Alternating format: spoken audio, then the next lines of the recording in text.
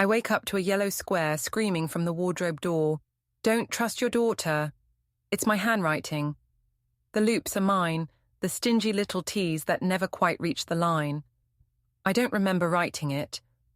My hand shakes as I peel the note off. The adhesive leaves a greasy mark on the wood. I hold the paper up to the window light, squinting. The ink is fresh. Yesterday fresh, maybe. The pen I keep by the bed sits on my nightstand, cap off, dried out. I check my fingers. No ink stains. Max says memory is a bully. If you don't swing first, it stuffs you in a locker. So I swing. I read the note 5 times, take a photo with my phone, and write another, smaller one. Check the pen. The pen remembers more than I do. I'm Petro, retired math teacher, 62 years old. I taught probability theory for 34 years at Lyceum 157 in Kyiv. I can still calculate compound interest in my head and tell you the exact angle a tram needs to turn without derailing. What I can't do anymore is remember whether I locked the door 10 minutes ago or if I already took my pills. The concussion happened 3 years back. I slipped on ice outside the tram depot where I volunteer, tutoring kids after school. Cracked my skull on the curb. Spent a week in the hospital. The doctors said I'd recover fully. They lied. Now I forget names, dates, faces. I forget conversations 5 minutes after they happen.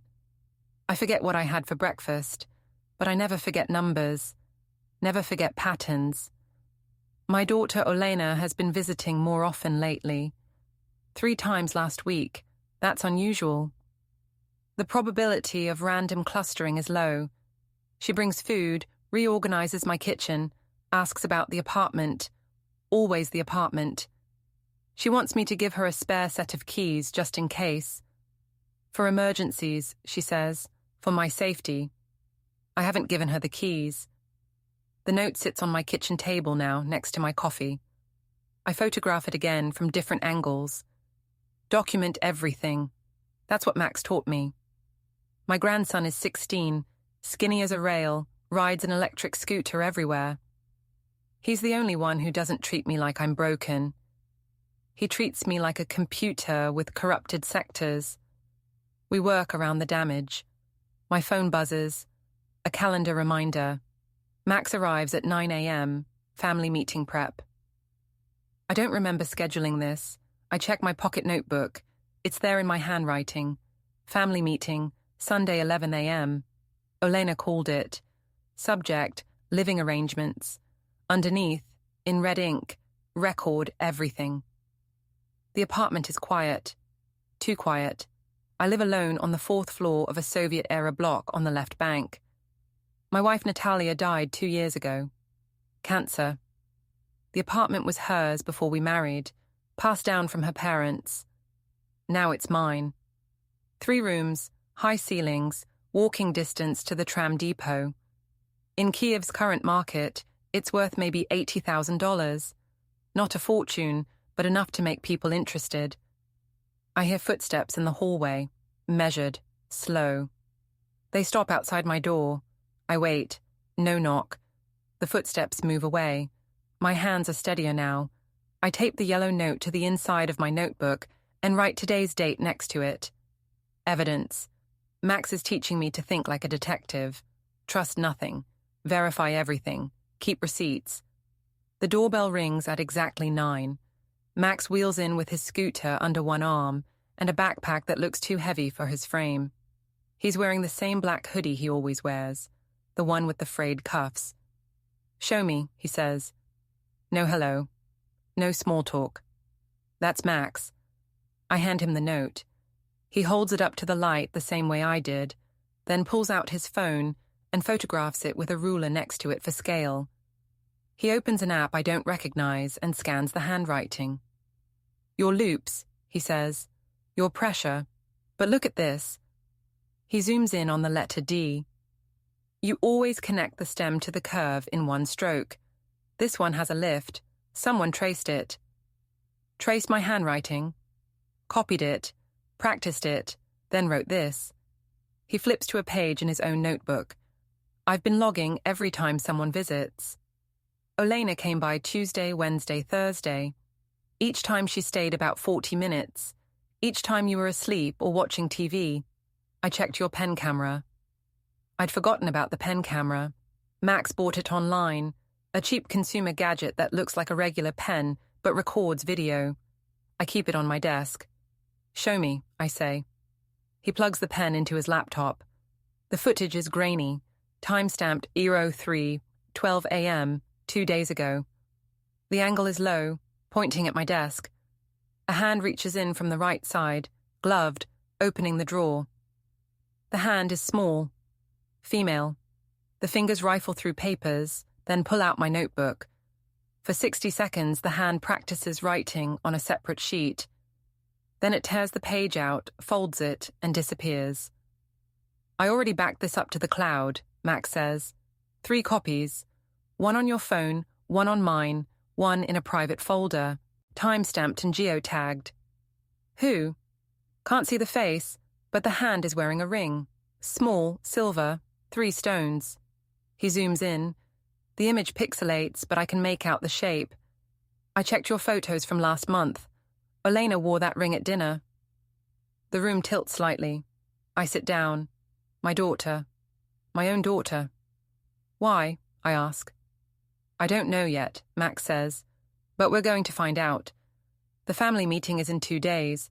I think that's when they'll make their move. We need to be ready. I stare at the frozen image on the screen. The gloved hand, the ring, the deliberate, calculated forgery. This isn't a mistake. This isn't confusion. This is a plan. What do they want? I ask. The apartment. They want you declared incompetent so they can control it, sell it, profit from it. Olena wouldn't do that. Max looks at me. His eyes are old for 16. The video says she would. I want to argue. I want to defend my daughter, but the math doesn't lie. The evidence doesn't lie. She broke into my home. She copied my handwriting. She planted false evidence to make me look unstable. What do? I ask. We document everything. We build a case. And when they make their move, we counter. He opens a fresh document on his laptop. I've been researching guardianship petitions. If they file, they need to prove you're incapable of managing your affairs. The notes help them. So do any incidents where you seem confused or forgetful. They're building a narrative. So we build a counter-narrative. Exactly. We show you're lucid, organized, aware. We show the notes are fake. We show coercion. He pulls out a small device, no bigger than a thumb drive. This is a voice recorder. Keep it in your pocket. Record every conversation. I'll also set up cameras in the hallway and living room. Hidden but legal. One-party consent laws are on our side. This feels like war. It is war. They fired first. While you're here, hit the hype button, don't forget to subscribe, and support this channel with a like. And tell us below, have you ever faced something like this? Max sets up his system on my kitchen table. He's methodical about it. Laptop, phone, voice recorder, a second phone he calls the burner, and a small notepad with color-coded tabs. He's organized the investigation like a school project. Hypothesis, evidence, conclusion. He even has a pen clipped sideways across the top, like a teacher waiting to grade his own work. Hypothesis, he says, tapping the first tab. Someone wants your apartment. They're using your memory issues to make you doubt yourself. They're planting notes to create confusion, maybe set up a case that you're not mentally competent. That's not just a hypothesis anymore, I say. We have proof. We have proof Olena planted one note. We don't know if she planted all of them. We don't know who else is involved. We don't know the full scope. He taps the second tab. Evidence. We have video of the hand, but no face. We have timestamps. We have the handwriting analysis. We need more. We need motive, opportunity, a full conspiracy map. Conspiracy sounds dramatic. Is it? He pulls up a document on his laptop. I've been researching. There are legal mechanisms to challenge someone's capacity to manage property. If they can show you're leaving yourself contradictory notes, forgetting basic things, making irrational decisions, they can petition for guardianship. Once they have guardianship, they control the apartment. They can sell it, lease it, whatever they want. You become a passenger in your own life. The math adds up. I hate that it adds up. The pattern is clear. Isolated incidents that seem random become a deliberate strategy when you connect them. Who's they? I ask. Is it just Olena? I don't think so. Your son Taras called yesterday while you were at the depot. You didn't answer. He left a voicemail. Listen. Max plays it. Taras's voice, smooth and careful. Hey Dad, just confirming for Sunday. Anya and I will be there. We really need to discuss your situation. We're all worried about you. Olena mentioned some concerning behavior. Sleeping through alarms, leaving the stove on, getting confused about dates. We just want what's best. We're family. We take care of each other. Love you. I don't remember leaving the stove on. I don't remember sleeping through alarms. Either I'm worse than I thought, or he's lying. He's coordinating with Olena, Max says. The language is too similar. Concerning behavior.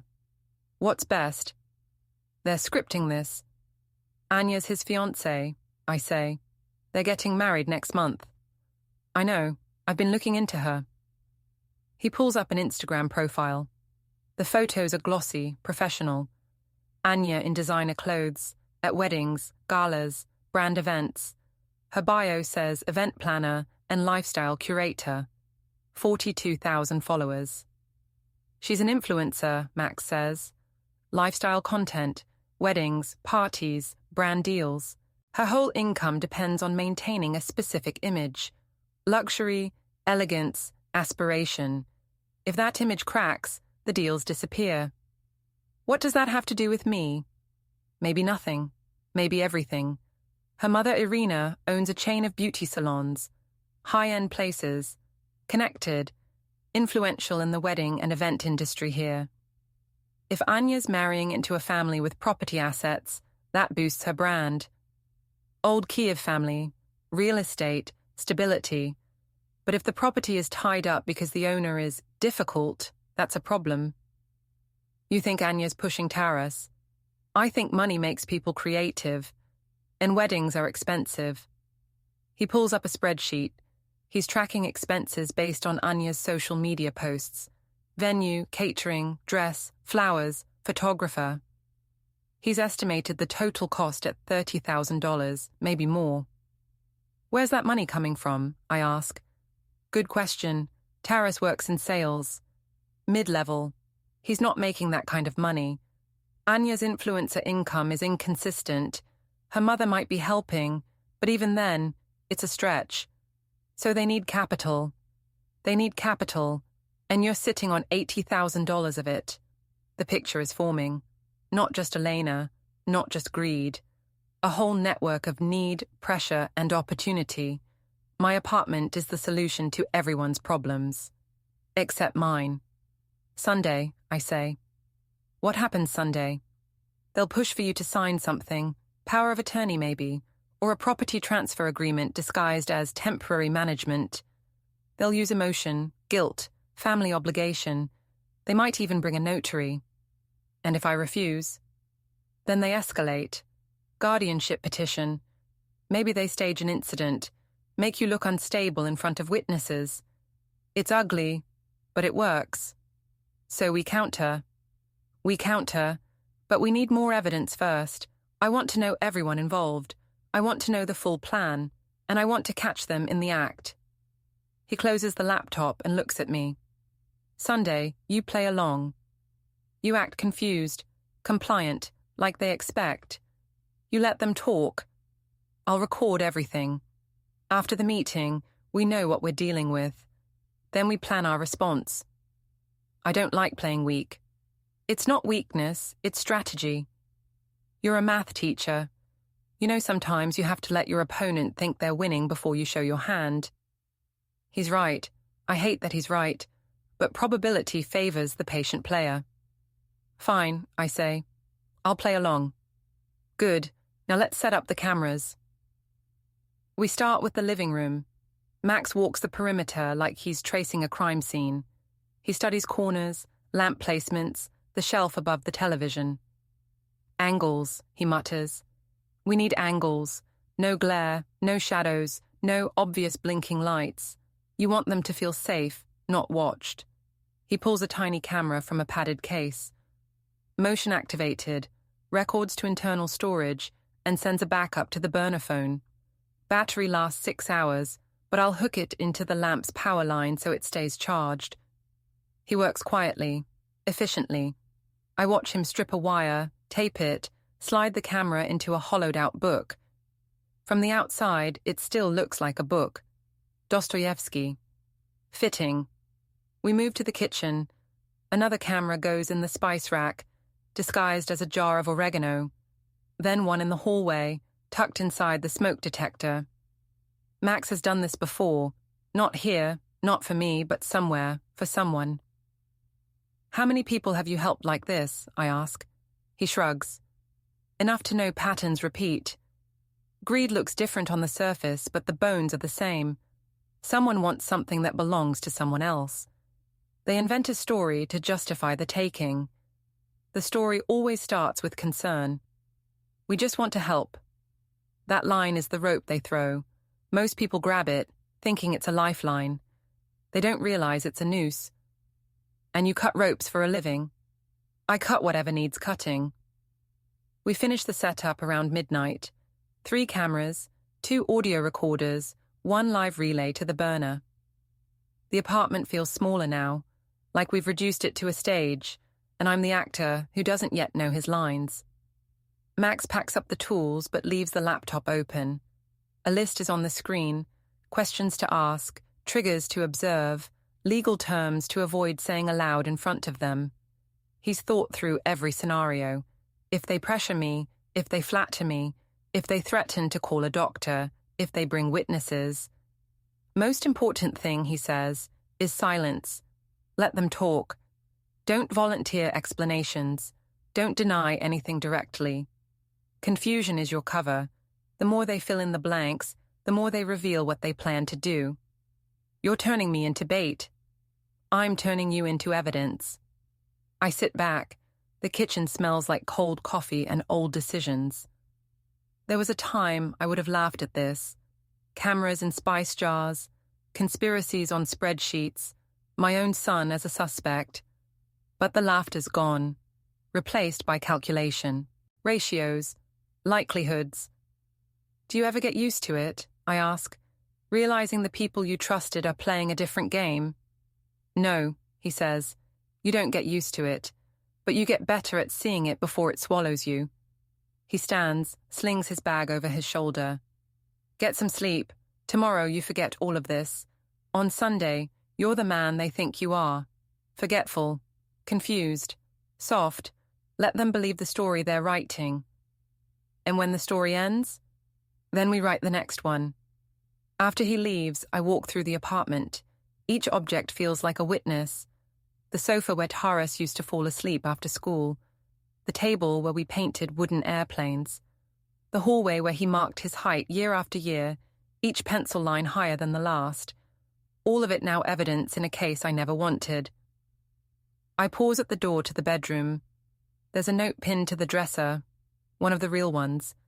In my handwriting, from before all this began, it says, buy milk, call dentist, fix radiator, ordinary things. My life, before it was turned into an argument. I study the letters, the slope of the M, the hesitation in the K. It's still mine. I haven't lost myself completely. Not yet. I put the note back and turn off the light. Sunday is coming, and with it, the truth, whatever shape it finally decides to take. Friday afternoon, I'm at the tram depot. I volunteer 3 days a week, tutoring kids who are falling behind in math. The depot manager, a man named Victor, lets me use a storage room that smells like oil and rust. I've set up a small desk, a whiteboard, a space heater that barely works. 6 kids show up regularly. Good kids, mostly. They just need someone to explain things twice. Today it's geometry. I'm drawing triangles on the whiteboard, explaining the Pythagorean theorem for the 3rd time this week, when I hear footsteps behind me. Heavy. Adult. The kids notice too. They go quiet. I turn. A man I don't recognize stands in the doorway. Early 30s, broad shoulders, wearing a leather jacket that's too clean for a tram depot. His hands are in his pockets. He has the look of someone used to getting his way. Not through charm, through presence. "Petro?" he says. "Who's asking?" "I'm Yaroslav, friend of Sergei's." Sergei is my building's HOA chairman. We're not friends. He's been pushing me for months to approve building improvements that would require me to temporarily vacate my apartment. New plumbing, he says. New electrical. It'll only take a few weeks. I've refused every time. "What do you want?" I ask. Yaroslav steps inside. The kids shrink back. I move between them and him. "Just wanted to introduce myself," he says. His voice is smooth, rehearsed. "Sergei mentioned you might need some help. Moving things, organizing, that kind of thing. I do odd jobs, very reasonable rates." "I don't need help." "You sure? Big apartment for one person, lots of maintenance. Things break, pipes leak, locks stop working. I could make things easier for you." He's not here about odd jobs. This is reconnaissance. Intimidation dressed as courtesy. "I'm managing fine," I say. "That's good. That's real good." He glances at the kids, then back at me. His eyes are flat. No warmth. "But Sergei says you've been having some memory issues. Could be dangerous, living alone. Forgetting to turn off the stove, locking yourself out, that sort of thing. Happens to a lot of people your age." My hand goes to the pen in my shirt pocket. The camera pen Max gave me. I press the button. A tiny vibration confirms it's recording. "I'm managing fine," I repeat. "Of course you are." He takes a step closer. The kids edge toward the door. "But if things change, you let Sergei know. We can help. We've helped other people in your building. Real smooth transitions. No fuss, no stress." "Transitions to where?" "Wherever they need to go. Care facilities, smaller apartments, family homes, whatever makes sense. Some people, they hand over their keys for a while. We handle the renovations, and they come back to a nice updated place. Win-win." "And what do you get?" He smiles. It doesn't reach his eyes. "We get the satisfaction of helping our community." "I'll keep that in mind." He doesn't leave. He stands there, taking up space, letting the silence stretch. It's a technique. I've seen it before. Bullies in my classroom used it. Administrators who wanted me to pass failing students used it. The idea is to make you uncomfortable enough that you fill the silence with agreement. I don't fill it. After a long moment, he nods. "You take care, Petro. I'll see you around." He leaves. The kids don't move until his footsteps fade. One of them, a girl named Licia, asks quietly, "Who was that?" "Nobody," I say. But my hands shake as I pick up the marker. Let's get back to triangles. I can't focus for the rest of the session. The kids notice. I dismiss them early, apologizing. When they're gone, I sit at the desk and replay the encounter in my head. Yaroslav wasn't subtle. He was sizing me up, testing my reactions, delivering a message. I pull out my phone and call Max. He answers on the first ring. "Something happened," I say. "Tell me." I describe the encounter, Yaroslav, the veiled threats, the mention of smooth transitions and handing over keys.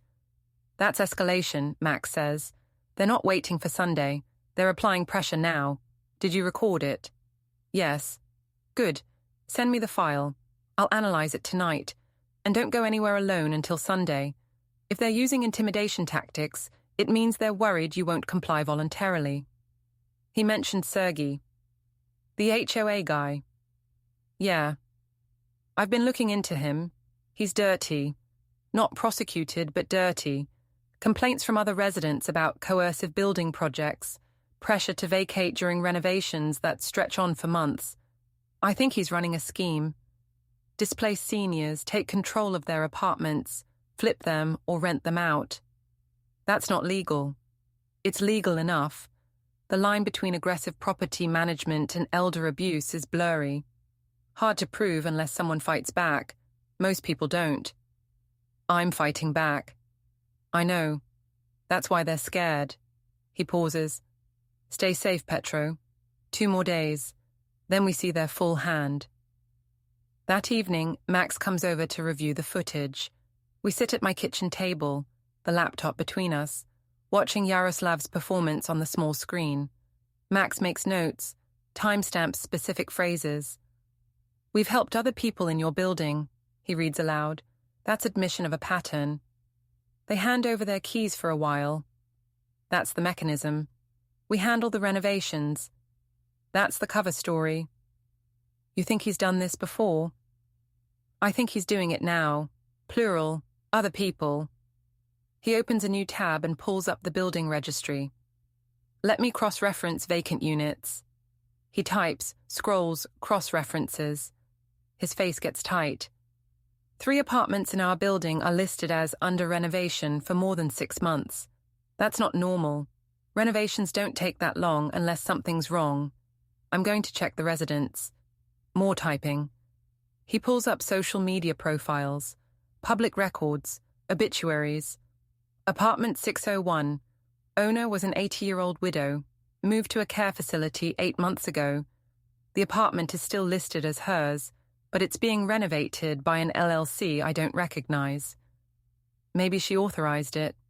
Maybe, or maybe she was coerced. He keeps digging. Apartment 803. Owner was a 74-year-old man, no family, died 4 months ago. The apartment should have gone to the state, but it's tied up in some kind of legal process. Also under renovation. And the third. Apartment 307. Owner is a 68-year-old man named Dmitro. I can't find any current information on him. No social media, no recent records. It's like he disappeared. The pattern is clear now. Seniors, isolated, vulnerable, properties tied up in bureaucratic limbo while someone profits. We need to talk to Dmitro, I say. If we can find him. Check the care facilities.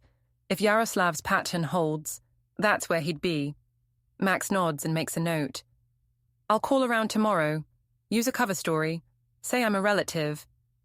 What about Sergei? Can we prove he's involved? Not yet, but if he's working with Yaroslav, there'll be a money trail. Payments, contracts, something. I'll keep digging. He closes the laptop and looks at me. There's something in his expression I don't recognize at first. Then I realize it's fear. Not for himself. For me. They're not going to stop, he says. I know. Even if you refuse on Sunday, even if you fight the guardianship petition, they'll keep coming. People like this don't quit until they win, or until the cost gets too high. So we raise the cost. How? We expose them, publicly, completely. We don't just defend, we attack. Max considers this. Then he nods. The wedding. That's the moment. Taras and Anya's wedding. Public event, lots of witnesses, phones everywhere. If we drop everything there, it's maximum damage. That's 3 weeks away. So we have 3 weeks to gather everything we need. Video, audio, documents, witnesses. We build an airtight case. Then we detonate it when they're most vulnerable. That's cruel. They tried to steal your home. They forged notes in your handwriting. They sent a thug to intimidate you. Cruel is relative. He's right. The old me, the math teacher who believed in fairness and second chances, would hesitate. But that version of me lived in a world where his children didn't betray him. Okay, I say, we go nuclear at the wedding. But first, Sunday. We see what they're planning. Agreed. He stands, packs his laptop. I'll be here Sunday at 10, full recording setup. Just stay calm, let them talk, and trust the process. After he leaves, I sit in the dark apartment, thinking about probability. In any game, there's a point where the odds shift, where the player who looked like they were losing reveals they've been counting cards all along. We're approaching that point. I just have to stay alive long enough to reach it. Saturday morning. I wake to another note taped to my bathroom mirror. She is lying to you. Same handwriting, same yellow paper, same deliberate forgery. The glue they use is the faintly sweet kind, the kind that leaves no residue when peeled off, the kind you'd buy in bulk if you plan to leave a trail of manufactured paranoia without ever being caught. Even before I touch it, I can smell the artificial citrus of cheap stationery, a smell that has already begun to anchor itself to dread in my mind. I don't panic this time. I note the exact angle of the tape, the slight curl at the top right corner, the way the ink has bled ever so slightly around the serifs of the letters, as if the writer pressed too hard at first and then eased up. I photograph it methodically from multiple angles, straight on, 30 degrees, side-lit with the flashlight on my phone, then peel it off carefully, gripping the edges with a pair of tweezers I now keep in the drawer, just for this purpose. I place it in a plastic bag, seal it, label it with the date and time, evidence. I text the photo to Max with a timestamp. No words because he'll understand immediately. He calls within 10 seconds, his voice already in motion. They're ramping up, creating more evidence of your confusion before tomorrow's meeting. Don't touch anything else, I'm coming over. There is no point telling him I already touched it. He'll see the precautions I took and forgive me. 20 minutes later, he's at my door with his backpack and a tackle box full of equipment that looks like it belongs in a forensic lab, not the living room of a one-bedroom apartment. He doesn't bother with greetings.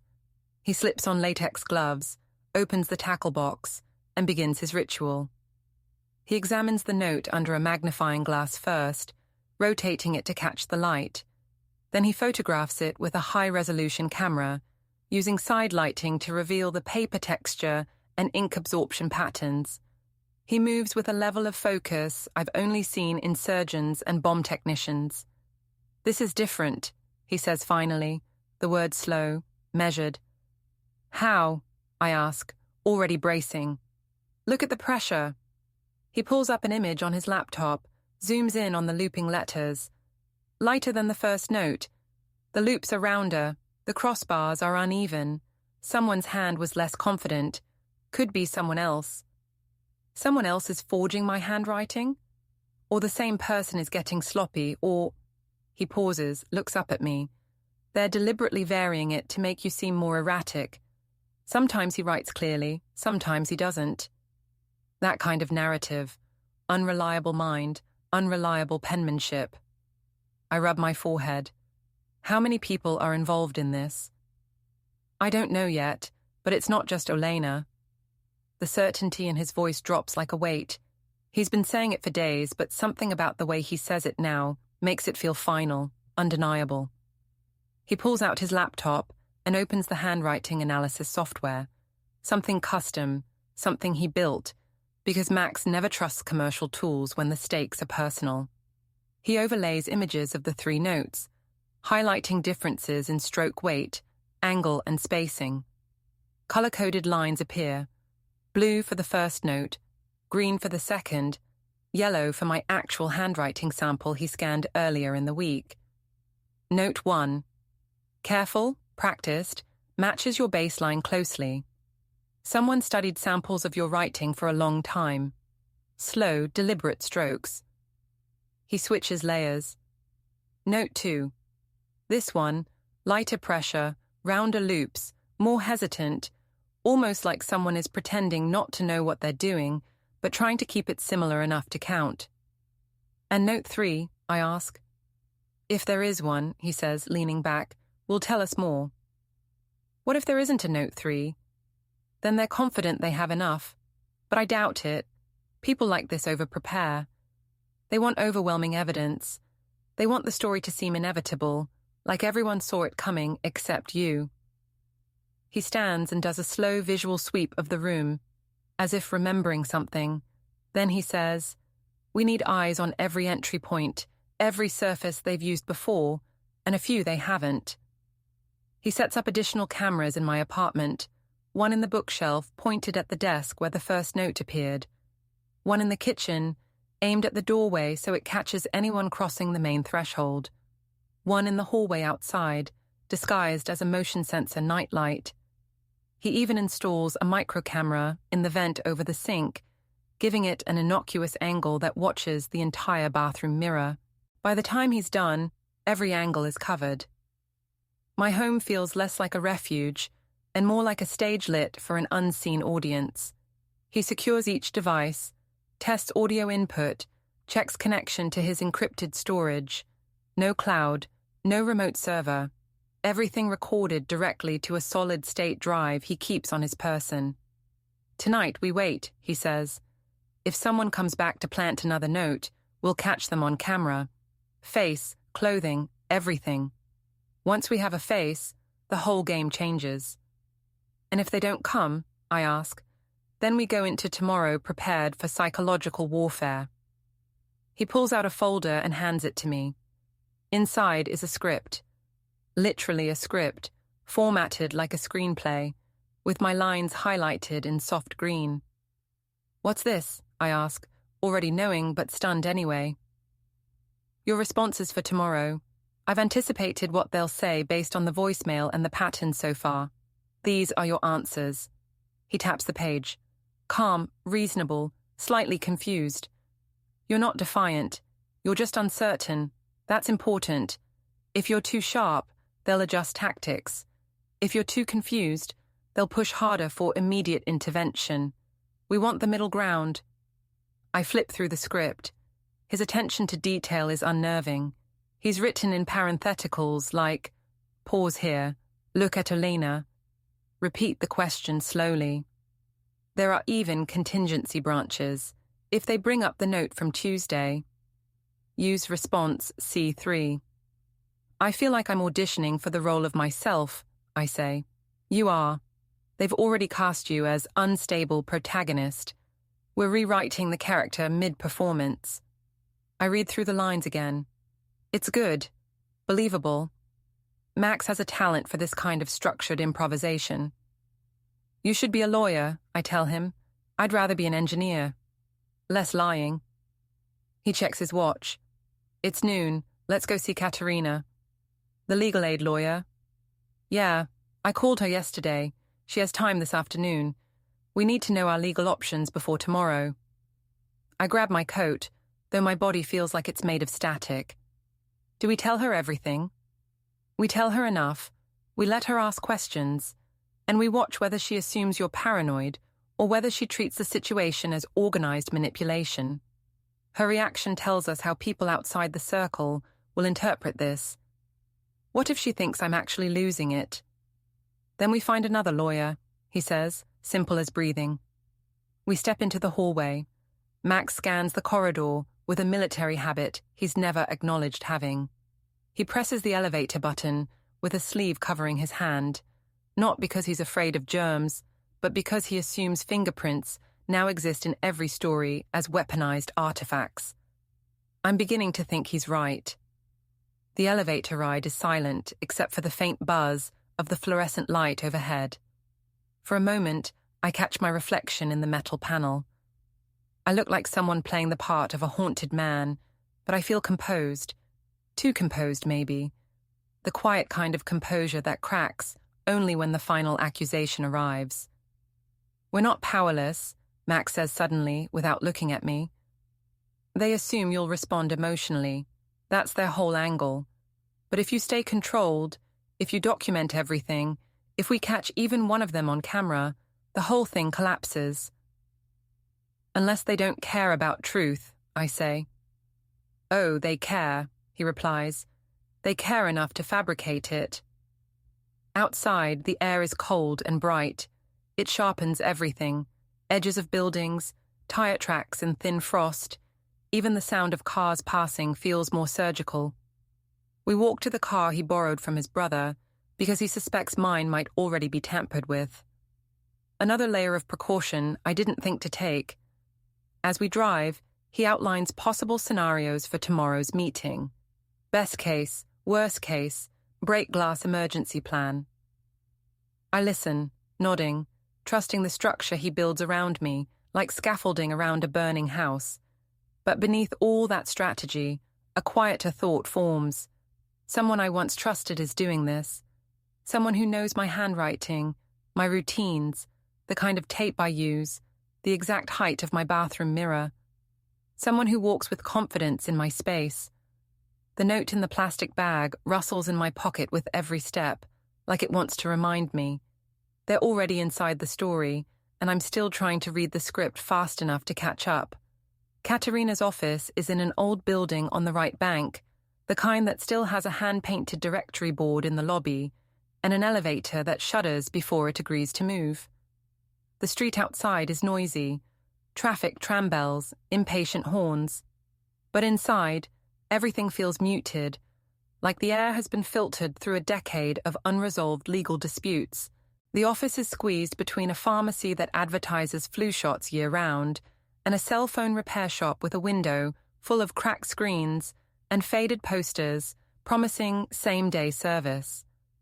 The waiting room smells like instant coffee and photocopier toner, the universal scent of small legal aid practices that survive more on stubbornness than funding.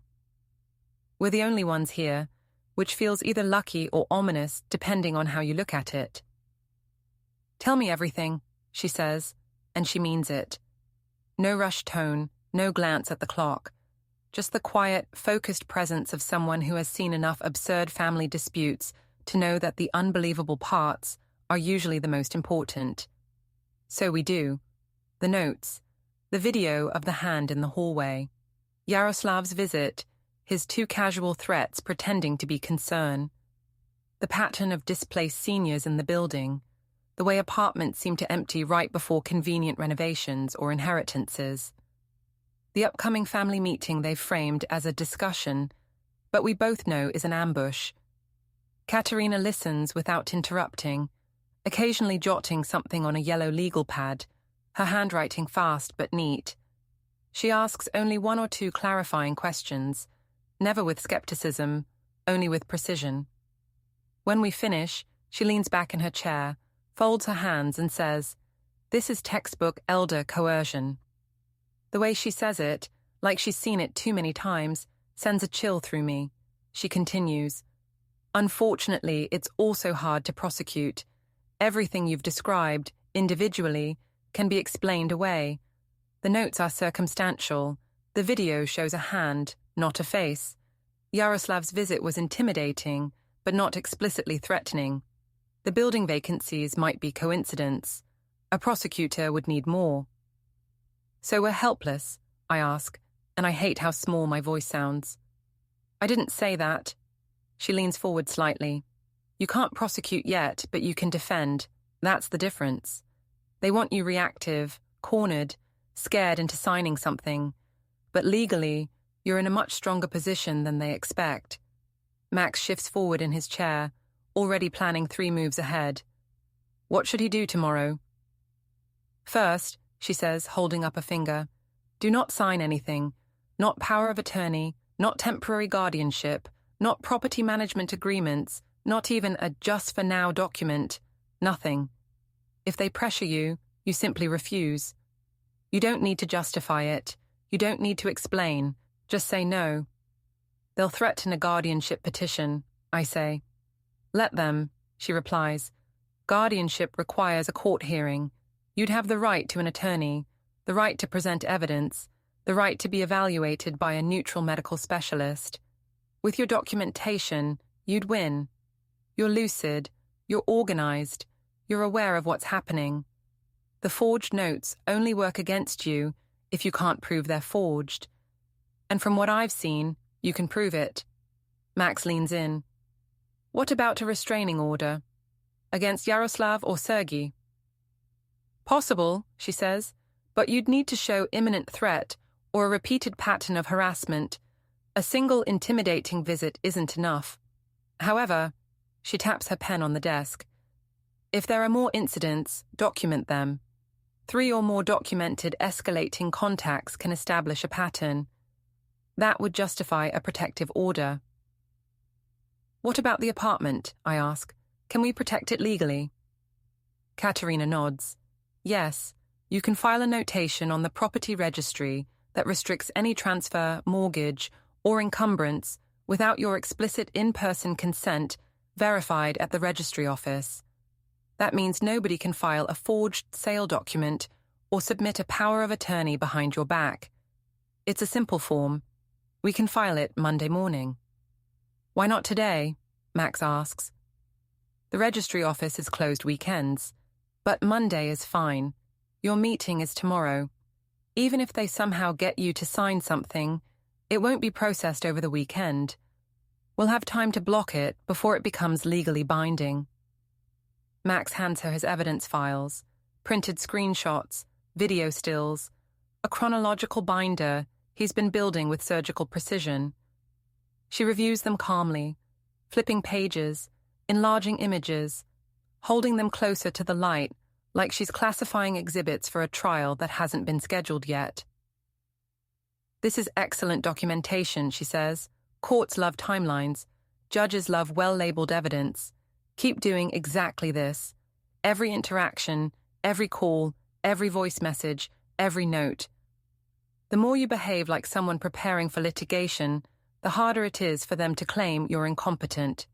She turns to her computer, types rapidly, prints 2 sheets of paper, and slides them toward me. This is a written notice to your HOA and building manager.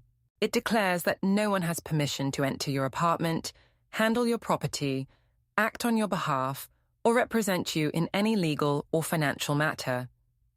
You will hand-deliver this to Sergei on Monday, and you will have a witness present. Max can be that witness. Sign both copies, one for him, one for your records. I sign. The pen feels heavier than it should. What about the wedding? I ask. The word tastes bitter. If we go public, really public, what are the legal risks? She pauses, her expression tightening, not with reluctance, but with the weight of professional honesty. What you're describing is public disclosure of truthful information. Truth is generally a defense against defamation. However, if you're planning to record conversations with people who don't know they're being recorded, you must be careful.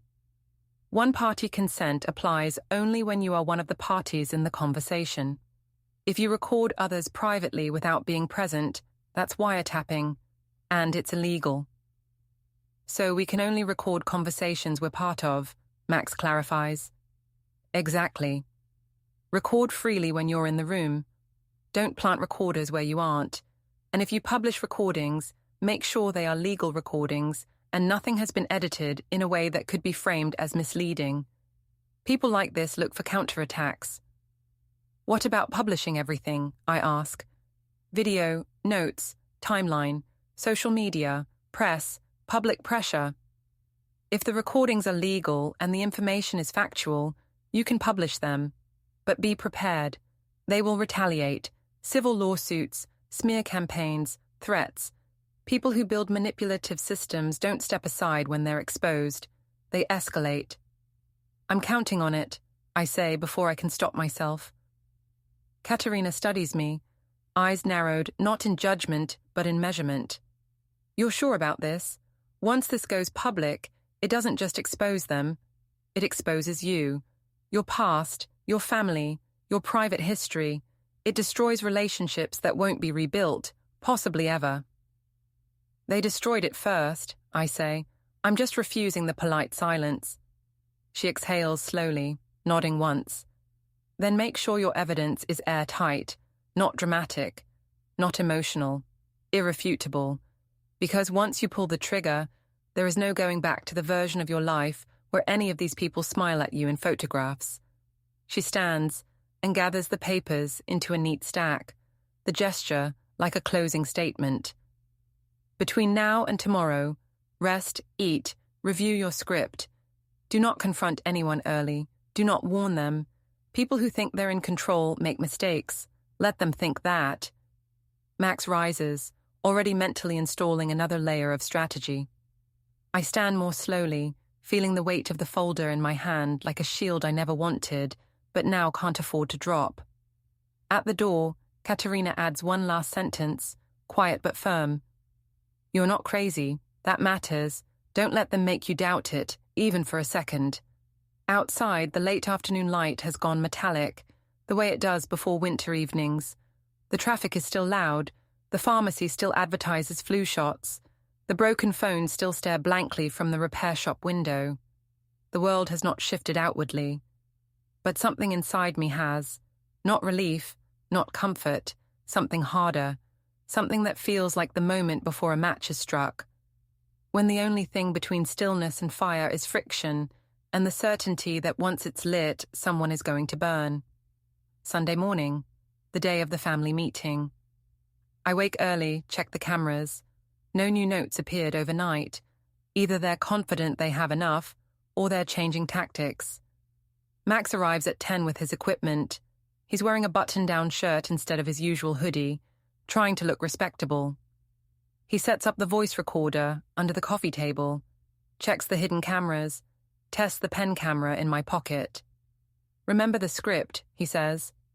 Calm, slightly confused, non-confrontational. Let them think they're in control. I remember. If things get physical, we leave immediately and call the police. Don't be a hero. I'm 62 years old. Heroism isn't an option. He grins despite himself.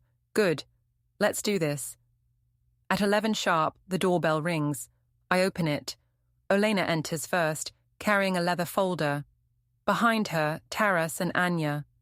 Taras looks tired, circles under his eyes. Anya is perfect as always, hair and makeup flawless, outfit coordinated. She's dressed for Instagram, not a family meeting. Hi, Dad, Olena says, kissing my cheek. Her perfume is too strong. Thanks for agreeing to talk. Of course. They settle in the living room.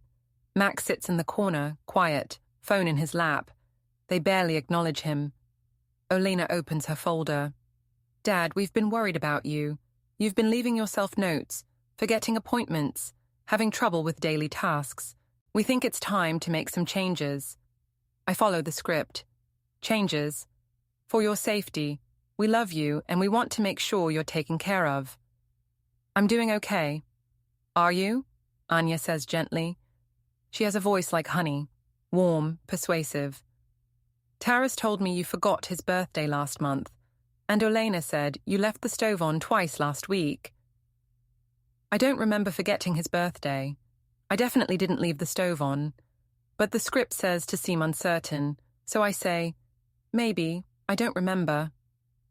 Exactly, Olena says. That's what we're worried about. So we've consulted with some professionals, and they recommended we consider a few options. She pulls documents from the folder. Power of attorney forms, property management agreements, contact information for care facilities. This is a lot, I say, playing my part. We know. That's why we're here to help you understand. Taras leans forward. Dad, nobody's trying to take anything from you. We just want to make sure your assets are protected and you're safe. The easiest thing is to sign a limited power of attorney. It lets us handle bills, maintenance, paperwork. You keep living here. Nothing changes day to day. We just take the stress off you. I don't know. Dad, please. Olena's voice gets firmer. We're trying to help you, but if you refuse, we'll have to pursue other options, legal options, for your own good. Like what? Guardianship. If a judge determines you're not capable of managing your affairs, the court can appoint a guardian. That's a much harder process, more invasive. We don't want that. There's the threat. Comply voluntarily, or we'll force you. Anya reaches out and touches my hand. We're family. We should handle this as family. Don't make us go to court. I look at the documents. The script says to appear tempted, uncertain. I pick up the power of attorney form, pretending to read it. I need to think about this, I say. There's nothing to think about, Olena says. It's straightforward. We're not asking for full control, just enough to help. I still need time. Her expression hardens. How much time? A few days. We don't have a few days, Dad. The wedding is in 3 weeks. Taras and Anya need to finalize things. If the apartment could be leveraged for... Taras cuts her off. Olena. But it's too late, she said it. Leveraged. They want to use the apartment as collateral. Leverage for what? I ask. Silence. Anya recovers first. For security. In case you need care. It's responsible planning. That's not what she said. Olena stands. Okay, fine. You want the truth? Taras has debts. Significant debts. We need capital, and the apartment is the fastest way to access it. We can refinance it, pull out equity, solve the problem. You still live here. Nothing changes for you. But we need your signature. Taras looks mortified. Olena, we talked about this. He's our father. He should know. She turns back to me. $40,000. That's what Taras owes. Gambling debts, sports betting. The lenders aren't patient people. If he doesn't pay, there will be consequences. What kind of consequences? The kind that involve broken bones, Anya says quietly. So that's it. Taras gambled, lost, and now they want to solve his problem with my home. The script goes out the window. No. Dad. No, I'm not signing anything. Get out. Olena's face goes red. You're being selfish. I'm being selfish. You're forging notes in my handwriting, sending thugs to threaten me, and trying to steal my home. And I'm selfish. Her eyes widen. What are you talking about? The notes. Don't trust your daughter. She's lying to you. You wrote them. I have video. She laughs. Genuinely laughs. You think I wrote those? I saw your ring. The camera caught it. Dad, I don't know what you saw, but I didn't write any notes. Why would I warn you not to trust me? That doesn't even make sense. She's right. It doesn't make sense. Unless, I look at Taras, he won't meet my eyes. It was you, I say. He says nothing. You forged the notes. You wanted me to distrust Olena so you could swoop in as the reasonable son and get control of the apartment yourself. Dad, that's crazy. Is it? You're the one with debts. You're the one who needs money fast. Olena wants to help you, but you wanted the apartment all to yourself. Anya stands. This is ridiculous. We're trying to help you, and you're making up conspiracies. Max, I say, show them. Max pulls out his laptop and turns it around. On screen, the timeline. The forged notes analyzed under light, showing practice strokes. Metadata from Taras's printer, matched to the paper stock. Timestamps of his visits to my apartment. Phone records showing calls between him and Yaroslav. The room goes silent. Taras stares at the screen. Then he covers his face with his hands. I'm sorry, he whispers. I'm so sorry. I didn't know what else to do. They were going to hurt me. I thought if I could just get the apartment, sell it fast, pay them off. So you tried to make your father seem insane. I didn't mean... Get out, I say, all of you, now. Olena is staring at Taras like she's never seen him before. Anya's perfect composure has cracked. She's pale, shaking. We're not done, Olena says, but her voice is weak. Yes, we are. Max, call Katerina. I want a restraining order filed by Monday morning. Dad, please, out. They leave. The door slams. I sit down hard, my hands shaking. Max stops all the recordings and starts backing up the files. That went worse than I expected, he says. Or better. We know the truth now. What do we do? We finish it. At the wedding, we show everyone what they are. Monday morning, Max and I go to the property registry and file the transfer restriction. Then we go to the HOA office and hand-deliver the notice to Sergei. He reads it, his face darkening. You're making a mistake, Petro, he says. I don't think so. People who don't cooperate make life difficult for everyone. Is that a threat? He doesn't answer. Max takes a photo of him holding the notice. Documentation. The next 2 weeks are tense. Yaroslav follows me twice. I document it. Olena calls and texts repeatedly. I don't answer. Taras sends a long, rambling apology email. I delete it. Anya's Instagram posts become increasingly frantic. All wedding prep and sponsor tags, keeping up appearances. Max and I build the presentation. Every video clip, every audio file, every document, organized into a timeline. He creates a private web page, password protected, with everything laid out clearly. He makes QR codes disguised as wedding photo slideshow cards. He hacks the venue's Wi-Fi during a reconnaissance visit, testing the AV system access. This will destroy them, he says. Good. The wedding is on Sunday. Saturday night, I call Roman, my former student. Petro, he says. Long time. I need a favor. Name it, I explain. Not everything, just enough. He listens, asks a few questions, then agrees. You sure about this? He asks. I'm sure. Then I'm in. What time? I'll call you when we need you. I'll be ready. Saturday night, I don't sleep. I lie in bed, thinking about Natalia. What she would say. Whether she would approve. I think she would. She was always practical about consequences. You make choices, you live with them. Sunday morning, I put on my one good suit. Max arrives in his button-down shirt, backpack heavy with equipment. We don't talk much. There's nothing left to say. The wedding venue is beautiful. Glass walls overlooking the Dnipro River, chandeliers, white flowers everywhere. 100 guests in formal wear. Taras looks happy. Anya looks perfect. Olena is there, playing the proud sister. Sergei and Yaroslav hover near the bar. Irina, Anya's mother, holds court at a corner table, surrounded by admirers from the wedding industry. Max places the QR code cards on every table. Wedding photo slideshow, they say. Scan to view. We sit in the back. Wait, the ceremony is quick. Vows exchanged, rings, applause. The reception begins. Music, dancing, toasts. Everyone is smiling. It's all so normal, so perfect. Then Anya takes the microphone for her thank you speech. She's glowing, thanking everyone, mentioning how grateful she is for family support. She mentions Taras's family, how welcoming they've been. Then she looks at me. I especially want to thank Petro, my new father-in-law. He's going through such a difficult time with his memory issues, and it's been hard on everyone. But we're here for him. We're family now. She pauses for applause.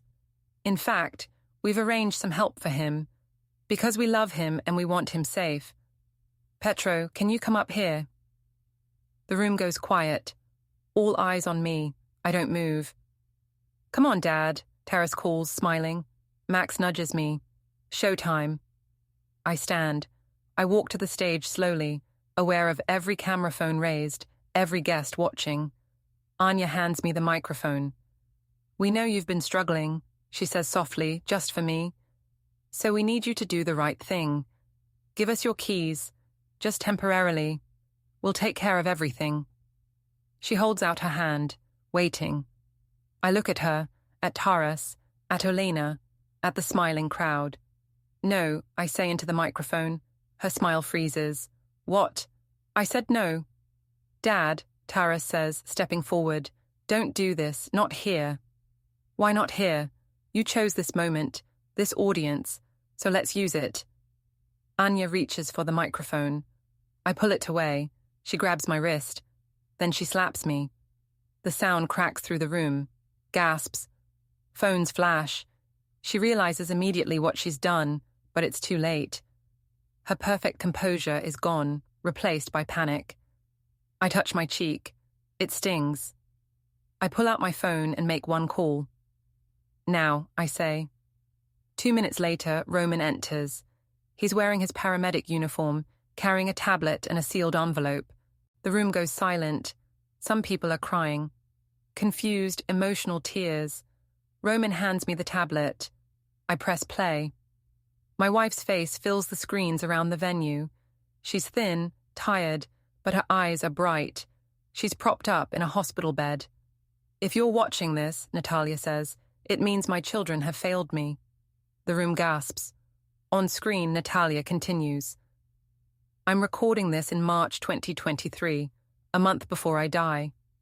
Petro's memory isn't what it was after his accident. I know that. I've prepared for it. This is my will, witnessed and notarized. I'm leaving our apartment in a family trust, managed by our attorney Katerina. Petro can live there as long as he wants. When he passes, it goes to our grandchildren, not our children." Olena stands, mouth open. Taras is frozen. "There's a condition," Natalia continues. "If Olena or Taras ever coerce, manipulate, or publicly humiliate Petro, the trust activates immediately. Max becomes the steward. The apartment is his to manage, sell, or keep. Our children get nothing." The video ends. Roman opens the envelope and reads aloud. "Notarized instructions, dated March 15, 2023, filed with the Kyiv Property Registry, April 2023. In the event of coercion or public humiliation, as defined in Section 3.2, the trust activates and all parental rights to the property are terminated. Breach of conditions voids any future claim." The room explodes. Shouting, crying, confusion. Olena is yelling something I can't hear. Taras sinks into a chair. I turn to Max. He nods. I press the remote in my pocket. The screens change. Now they show our evidence. The video of the forged notes being practiced. The timestamp metadata from Taras's printer. The audio of Yaroslav's threat at the tram depot. The market chase. Sergei's apartment list. The HOA vacancy pattern. Olena's text about the 40% cut. Every piece, organized, timestamped, narrated in clear text. The audio plays. $40,000. That's what Taras owes. Gambling debts. Then, if a judge determines you're not capable of managing your affairs, the court can appoint a guardian. Then, people who don't cooperate make life difficult for everyone. The room is chaos. Guests are standing, shouting.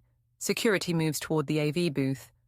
Max and I are already moving, weaving between tables. Someone grabs my jacket. I twist free. A chair tips over.